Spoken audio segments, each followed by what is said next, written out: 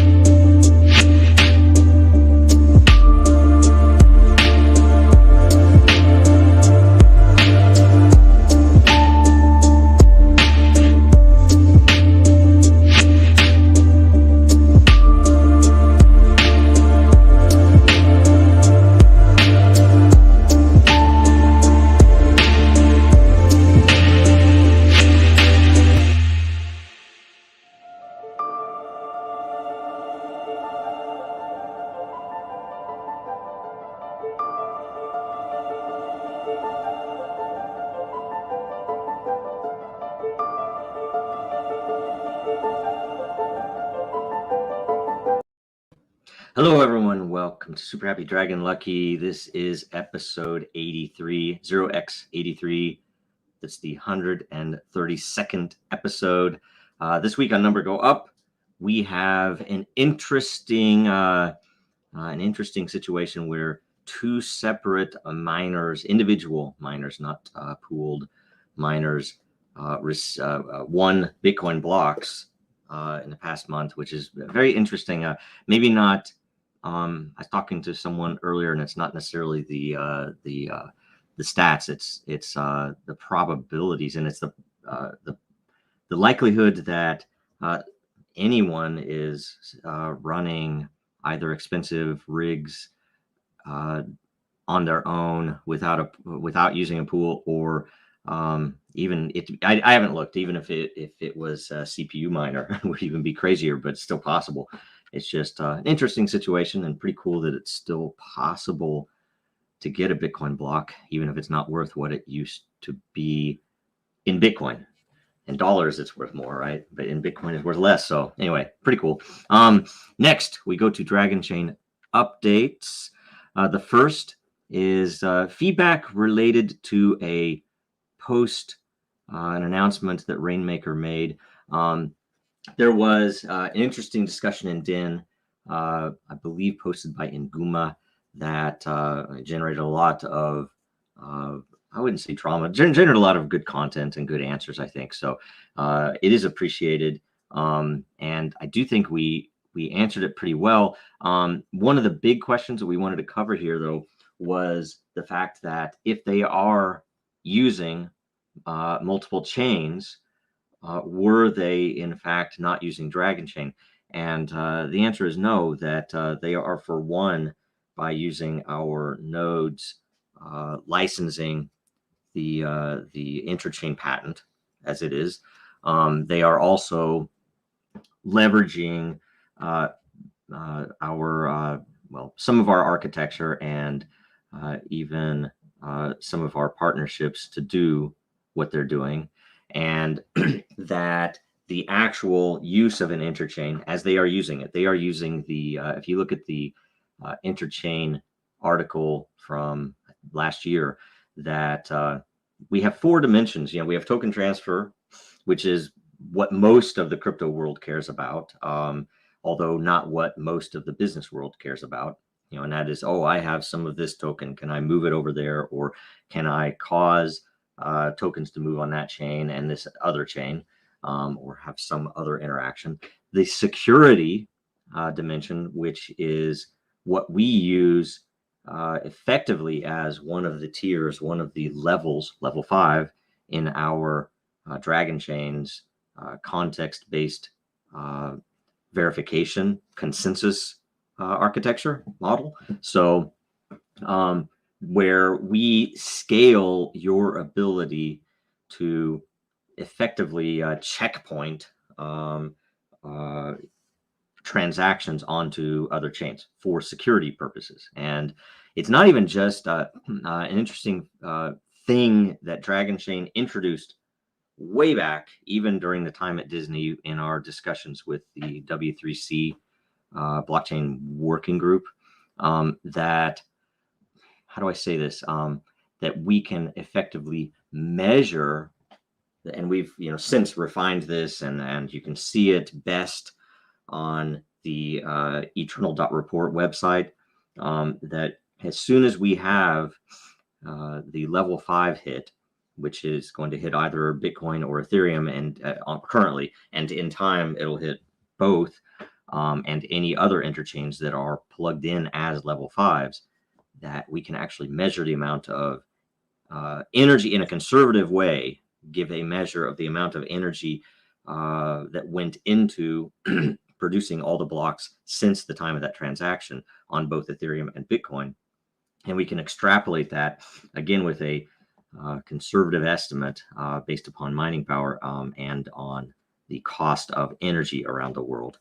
And we can deliver a dollar-based measure of what it would cost to have faked the data you're looking at. So that's what the security piece is. The utility piece is also something that you can use, which would be, like, say, if you're connected to stores, and in traditional systems would be anytime you are tying an accounting system to a blockchain or to Dragonchain or anything else. So the reason we wanted to spell that out is that we may very well have, in fact, we do have other interchain operations that currently occur on systems on Dragonchain that have not resulted in us formally creating a level 5 node that would secure all transactions on Dragonet to that chain.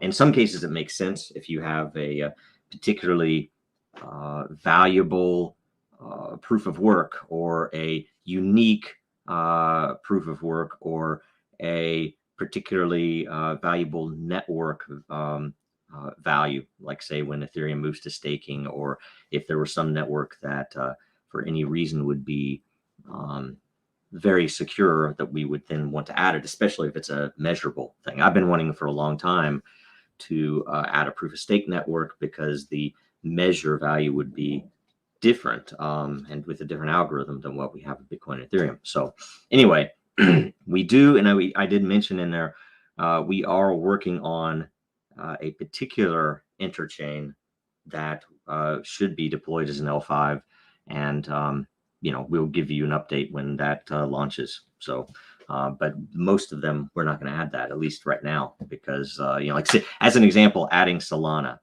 we used to have Ethereum Classic running, and it had multiple 51% attacks while we were running it, and it helped us to demonstrate that those 51% attacks don't affect our security, because we are also using Bitcoin and Ethereum. Adding Solana right now, though, with its history of downtime, wouldn't make sense. Adding a few other chains might not make sense, because we can't really effectively measure how much security is being added, or it's such a orders of magnitude less proof than what we already have. It maybe doesn't make sense on the measure side. Anyway, we just wanted to cover that so everybody knew, and thanks for all the discussion in there. Hopefully it wasn't too dramatic, and hopefully everyone understands that it's it's an engineering discussion. Sometimes they do get heated, but not anything intended personal. So anyway, next announcement: smart ballots, and we will have a lot more about this coming. That we had basically worked with a team on the outside, created a new venture in March 2021. You can see the announcement there, March 25th. And what we're doing is we are working with smart ballots to integrate some of the aspects of how Den.Social can provide services and products for DAOs, for decentralized autonomous organizations. So we've been thinking this through for quite a while, that Den effectively already has the ability for any of its communities, whether they were an LCP-based community or whether they were created by a group without going through LCP, the layer creation process, that any one of those groups can, and you could say already does, operate as a DAO. And Den has some unique features that allow it to be valuable for even non-technical communities, where you could have normal users that don't know or care anything about crypto. They can still participate in governance. And Den is about to roll out its site-wide governance. We're very close. The server, the back end has been delivered to the development environment. They've gotten through a few bugs already, and they're putting final touches on the user interface. So hopefully that'll roll out very soon. And we'll have a flurry of activity around getting some governance issues out and decided that we've been holding back on for a couple months now. So that should be fun. And so it should be very interesting, the amount of stuff that we'll have available for people to think about and vote on and give feedback on. But with smart ballots, what we are going to do is run that functionality officially through smart ballots, so that let's say if you come into Den and you want to create a layer, you want to have decentralized governance, boom, it's already there. The tokenization is available right out of the box, that you can do there are all sorts of models you can fit into that, including, like, say, if you look at the World Blockchain Roundtable, where the model is continually growing, and based upon your engagement in the system, you will keep growing your share or competing with others who are also attempting to grow their share, versus you might have a business that gives some governance value to people based upon their position in the company itself, or the brand, or the community, all types. And you can do that direct through Den. That will remain. But in the case where you want to register your community or your layer as a DAO in Wyoming, we're going to provide facilities through smart ballots to do that. And the more interesting side is if you have your own token, or you have your own set of behaviors that you want to measure, where we're talking about behavior-based governance, and that's a big issue coming up that we're going to start writing about and talking about, the use of behavior on top of tokens, or instead of tokens, even to measure governance influence. That anything like that, where you bring your own token in, or your own definition into how you want to govern your group, will run through smart ballots. And it makes sense, because we're effectively positioning smart ballots to be able to handle three main areas, one of which is obviously traditional world, where you go into a kiosk and vote on a candidate in your city or county or whatever, and in corporate, where you would have a board vote that could be on-chain, provable, can be proxied with rules, and can be all of the things you need to do and you want to do that could be done better with blockchain. And now also DAOs, from the very simple all the way up to the most complex. So that's a new partnership that will be formalized soon, and we'll have announcements. It'll probably come after we roll out all the site-wide governance that will really make it clear to everyone. But we want to make sure everything's smooth, and it's a big release, so we're gonna have that soon. Anyway, that's a good update. Now we go to Den.Social updates, and February 2022 LCP commitment phase is now open. The proposal phase ended yesterday. Everything's in there. There are 23 new proposals. This commitment phase will run for one week exactly. We'll close out next Tuesday morning, a week from today. And you can look, as a reminder, there is one important thing to remember, and probably did not act fast enough because we thought, oh, we have time to do it, but everything takes longer than you expect. So there is a high-ranked proposal for a layer called eroticism. And we wanted to make sure everybody knows that at this time, if it wins, we won't be able to create it because we think that we need a couple of, and this is a good exercise because, we've had, for whatever reason, we've had a lot of good luck with people not trying to troll, and this isn't an invitation, trying to troll the various communities with, content. I mean, people can get blocked pretty quick, and, we can take administrative action if the community wants, and if we legally think that we need to.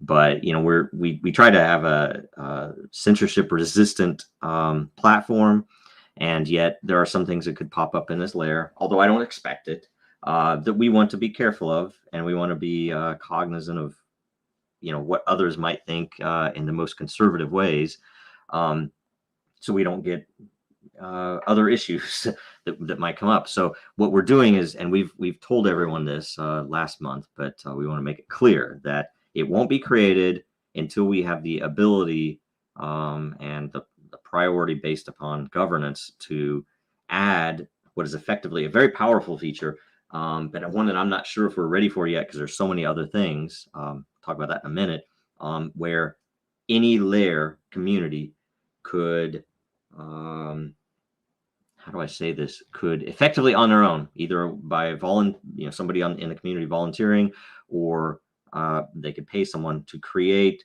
a smart contract, and we would have to expose an interface so that the layer could effectively plug a smart contract in that would allow various types of processing, including banning, some of which will be more generic that we might use site-wide. But and we do note that it is an option in the discussion list for, and we'll talk about this in a minute, where we want to start talking about prioritization, because one of the first governance issues we're going to post is to let the community decide which of these features should be built next. And we're going to continually do that, and it's going to evolve into a roadmap, but it'll be a community-based governance roadmap, right? Where you guys get to say, hey, you know what? I want that layer to be created. So let's push up the smart contract integration API in the list, get that built, and then get the smart contract built. And then maybe in a couple months, we can actually have that. So anyway, just so you know, keep that in mind when you're voting. If I would hope we don't get something and only one layer that we can't create. So let's see what happens. Sorry, it was a long rant there. The next similar issue, we had a few proposals this month that could pose possible trademark issues. And I won't go into which ones they are. It's pretty obvious. And what we want to do, we thought, okay, we could require or even unilaterally change the titles or the URLs. We looked at what other platforms have done with those same communities, and it's interesting because you can kind of tell which of those brands are most litigious by what you see on a couple of the other platforms and how the same issue's been resolved there. And so we have a reasonable way to resolve it that I think everyone would agree with. But we thought, let's run it through governance so we can define it. We can say these are rules. And so hopefully nobody's too upset that we held those back from going into the LCP, but it's just going to make it simpler in the future. Plus, it's something that we should all decide in that governance itself. So anyway, next, there were 2 runners-up layers from the January LCP, and they are now live. The multi-sig call was made, and so the contract is the lot contract has now included the Axie Infinity, which had 1.3 million lot from the lore committed and 48 unique voters, and Travel and Explore, which had only 630,000 lore or lot created and 31 unique voters. So both those were created. That'll be pretty cool stuff. I know I've already seen some governance issues in Axie Infinity getting the banner set up and everything else. So pretty cool stuff.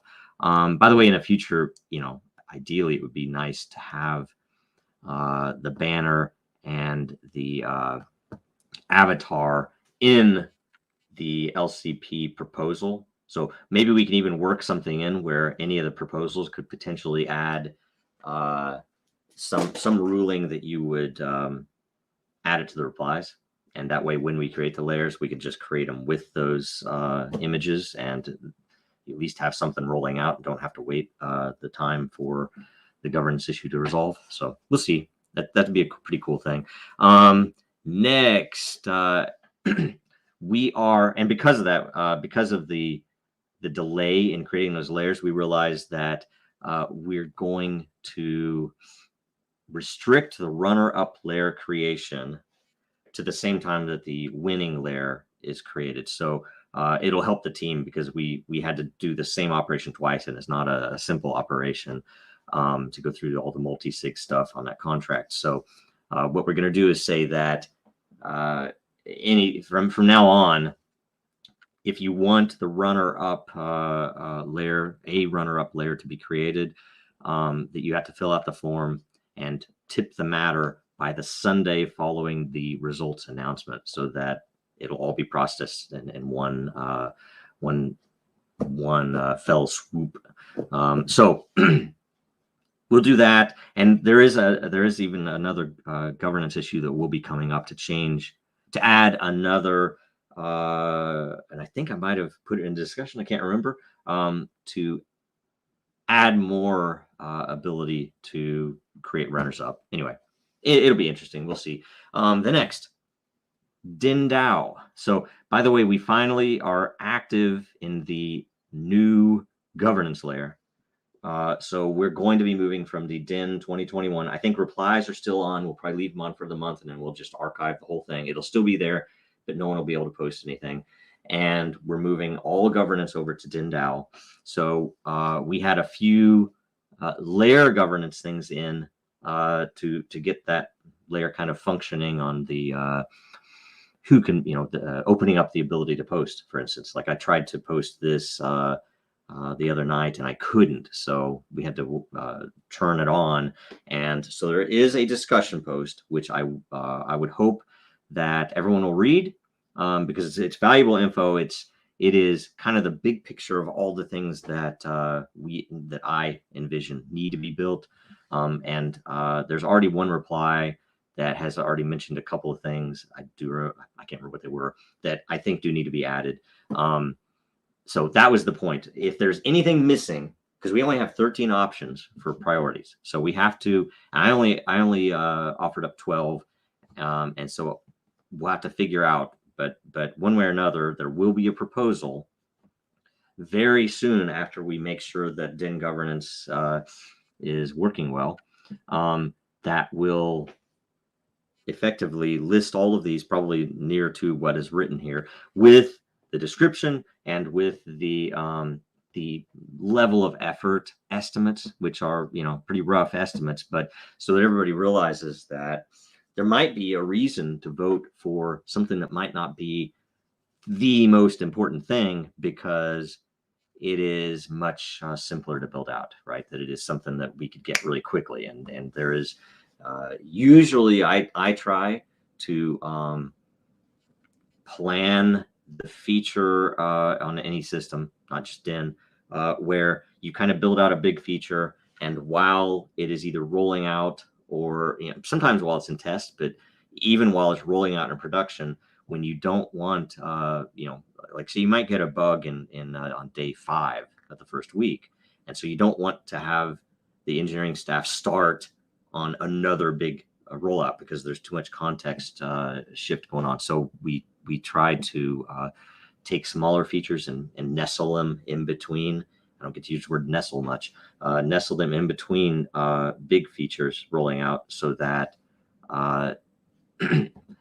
you can get more things, more new things happening. So anyway, look at that. Give us any feedback you can. The translations and the show transaction. And I know I should have had the show transaction in there, because I've been wanting that for a long time. We had it in the alpha phase way back, but it was raw. And so we took it out because we didn't really need it at the time. It should be there now. It would be very nice to have. So, everything's on chain. We should be showing it. But anyway, so that one will be added at least. The translation maybe is a little bigger. Maybe we drop it off and add it later. I don't know. We'll see. Next, tune in tomorrow for Coffee with Den. Always a good show. Someday soon, maybe I'll get up early enough to surprise, be there, and disrupt the whole thing. We'll see. Maybe ruin it, right? Next is Den governance calls, now weekly, every Thursday at 3 p.m. Eastern and noon Pacific. Do look at the post in the Den DAO layer for the agenda and a link to join live so that you can actually ask verbally. Sometimes it's easier just to ask, have a discussion verbally than it is to roll through a lot of text. Welcome to join to cover anything related to Den. Then we have the World Blockchain Roundtable update that episode 38 will be on Thursday at 8 Pacific. This week's topic is interoperability. I need to look at the questions. It should be a good topic. But do go leave a question or topic on the weekly post and vote on others' replies. And also make sure you share last week's episode and watch it if you haven't. It currently has over 1,800 views. And the more views it gets, the first week, more all the participants will get. We at least want it to get over 2,000. So anyway, and that's it. So 3-question AMA right after this. Now, more than ever, our data is at risk. Our supply chains are in jeopardy. Our systems are broken, and businesses feel powerless. Dragonchain gives you a different way, a safer way, a better way, and you have power over your data. Dragonchain gives you proof in an untrusted world. Build now at Dragonchain.com, America's blockchain. All right, so we refresh the page, get the top ranked ones. And I'm going to try it because there were, when I went through, I don't know where they're at right now, but when I went through, at least the top 5 were great questions. So I'm going to try to get in there and answer the ones that we don't cover today, but we'll see. First question, Drew 584. Can we talk about the quantum port of Dragonchain? Is the quantum security part of the Dragon L1 node? Can someone buy the quantum encryption? Okay, so the quantum security is part of the L1 node. Yes, we do have the capability. Essentially, I don't know how to describe this best, where we can create a special context that would be another level, and I don't know what we would call it. I think we had a name for it even when we were doing this. But primarily, yes, it is effectively sourced or accessed from an individual L1 node. So you would effectively upgrade your node to use it with an enterprise account, and you'd have to pay for it. But it adds both a local and a network-based quantum signature. Second, can someone buy the quantum encryption without running transactions through Dragonchain? Not through Dragonchain, you can't. The same algorithm is offered by our partner, Aquid. So there are cases where people do use that quantum algorithm without blockchain. But I don't know all of that. It is an algorithm, but we do not sell it without plugging in. And effectively, it's the only place on Earth that you can get a scalable blockchain with a core implementation of a quantum safe algorithm. So, and that is the most important thing that I think when we came to this partnership, at first it wasn't clear, but once we took it out to prospects, that's where it shined, that there was nothing else like it, that you could both get what you might need for quantum encryption, but also be able to prove it on a blockchain or use it on a blockchain or tokenize it or monetize it on a blockchain, depending upon what your application is. So it's effectively the most important summary is that it's a core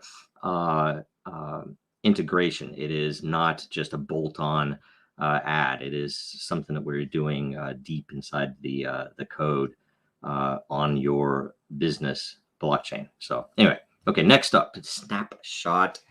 If at some point the Ethereum blockchain was compromised from a quantum brute force attack or a failure in the proof of stake system, which who knows, what would happen with Dragonchain? That's the beauty. And the reasoning behind the actual proof side of the architecture, that let's say we didn't have any L5s turned on at all, that for one, you have multiple contexts verifying your transaction in a decentralized way, very decentralized way, without a measurable proof. So you already have what a lot of blockchains would value, that we have a very fast verification. It's usually less than 20 seconds, give or take, depending upon the availability of those nodes all the way up the chain. But as soon as you get back from your level 2, you already have a very fast decentralization of your transaction.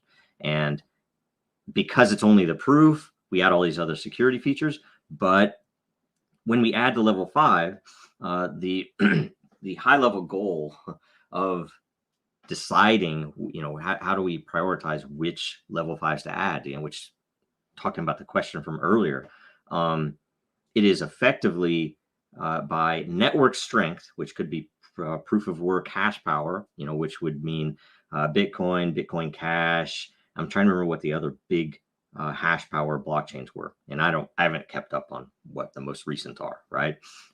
Or if the network has high value in its decentralization, like Ethereum, it doesn't have, I believe it's orders of magnitude less hash power than what is used on Bitcoin. But I've not looked for a while, and they are not the same algorithms. They're not directly comparable, except the way that we do it with the dollar value, right? The amount of energy applied. We have a goal for diversity at that L5 layer, where that would mean that were it scalable, were it reasonable to maintain a Litecoin node, it would make sense to add a Litecoin node, because let's say there was some unknown issue with Bitcoin's algorithm. It's not likely, after all the testing and bounties that effectively are there for value, that would be the case, but it is not known. There could be an unknown issue with the cryptographic curve itself that Bitcoin uses, that could be a backdoor by some nation state intel, right? That could be there. So I'm reversing it, that what if there were a problem with Bitcoin? Then Ethereum is still there. Let's hope that Ethereum doesn't have the same issue. Ideally, we'd have multiple chains. Ideally, some of them would be proof of stake as well, so that if one of them falls, the others are there. We've seen it multiple times in the past, demonstrated it, I should say, with Ethereum Classic, where it fell multiple times to attacks, and people were actually testing how much would it cost to 51% attack Ethereum Classic, because it's a smaller network, has less hash power, and the token is not as valuable as Bitcoin, as Ethereum.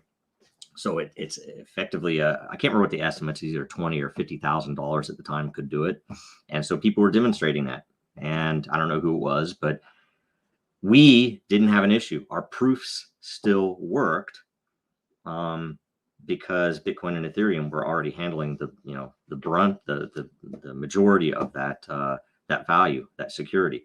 So that's the whole point. That if Ethereum fell, let's say they changed to proof of stake, let's say they fork, and I don't know which one we would keep. It would probably depend upon what happens. And we can all guess that it would be the new Ethereum would probably be the one that we would fork to.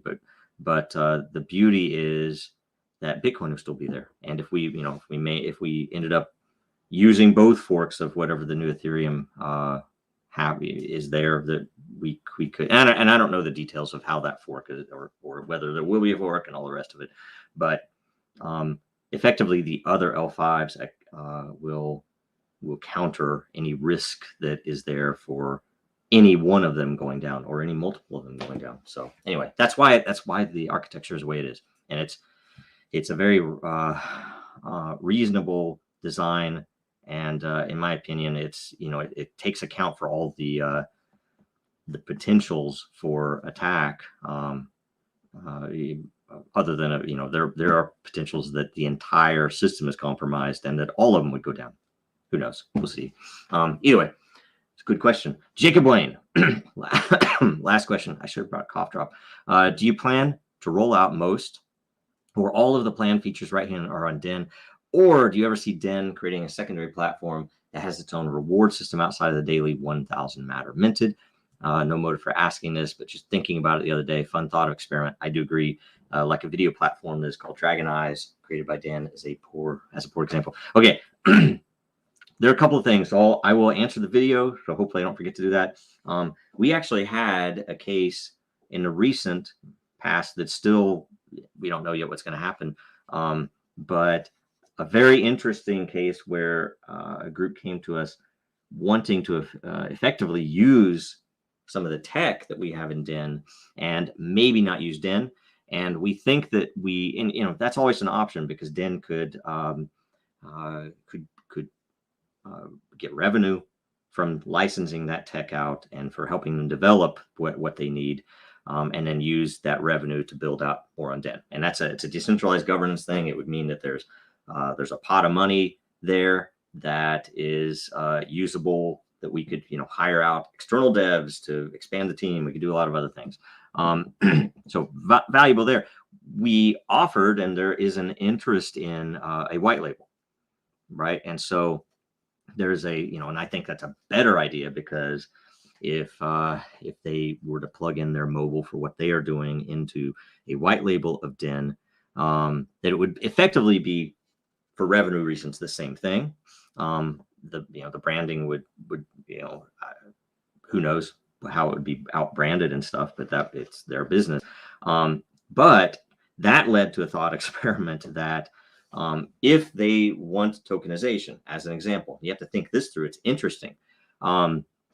Since it is seen to be a censorship resistant platform, let's say they have a community, and whether the white label would just be a single community or whether it would be multi-community, who knows? It probably would be multi-community, even if it was multiple roles in their bigger community. But the interesting thing about it is we could include, and this would be a governance issue, and this would be something that all denizens would have a say in.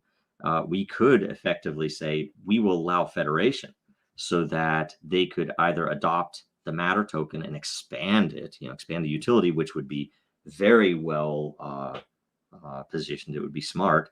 Or if they have their own token because they have the interests that do not align, that people in those communities could effectively roll out into their own white labels. Let's say that one of our communities in Den proper became very very well adopted. There were a lot of users, and they, for some reason, wanted multiple of their own layers. They could effectively create a new Den in Federation, pull out all of their past content into that Den. And the thing that I haven't figured out totally is how you handle the tokenization. If you're doing it with Matter, it's relatively easy to think about. If you're trying to do it with a secondary, you would have to work in that they have to then pay in lore or something to maintain the Federation. I don't know. There's a bunch of interesting stuff there. And as for the video, we do have, and by the way, maybe shoot, that's one of the things that should be on that, and isn't on the priorities list. We do have a few options for rolling out a video platform, and we have to figure out, is it integrated in a way that, the simplest but also the hardest to decide would be to just say, okay, here is a pool that we're going to take out of the daily Matter, and we're going to apply it to video alone. But I don't know if that's big enough, right? How do you determine how big that pool would be?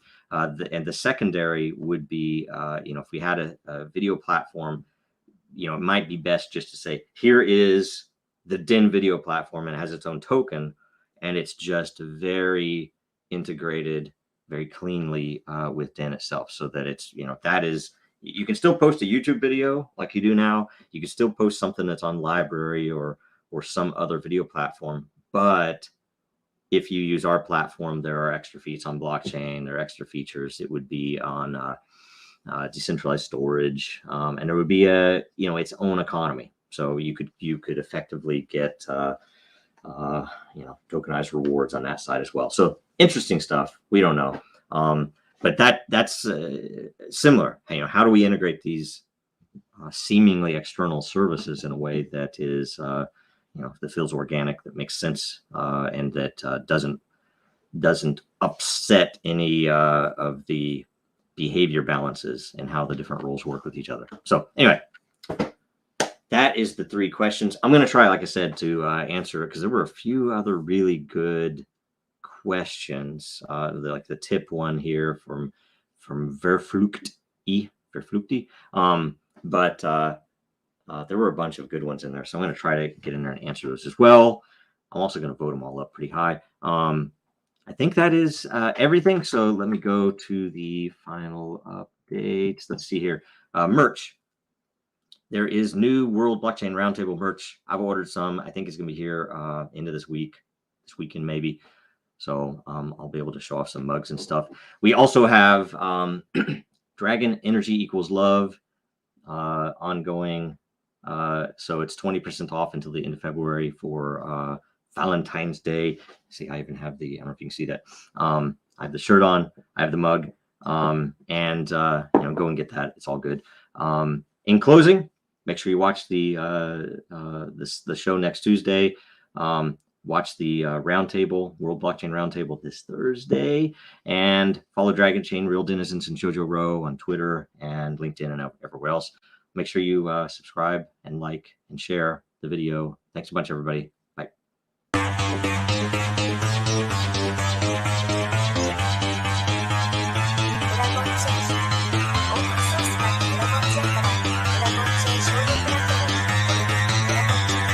Because that goal will serve to organize and measure the best. Adaptable, raw capital, label radical yet rational. A tactical approach is palpable if this animal is fallible. But that conclusion is laughable, so with for all detachable from the mandible, you see it now.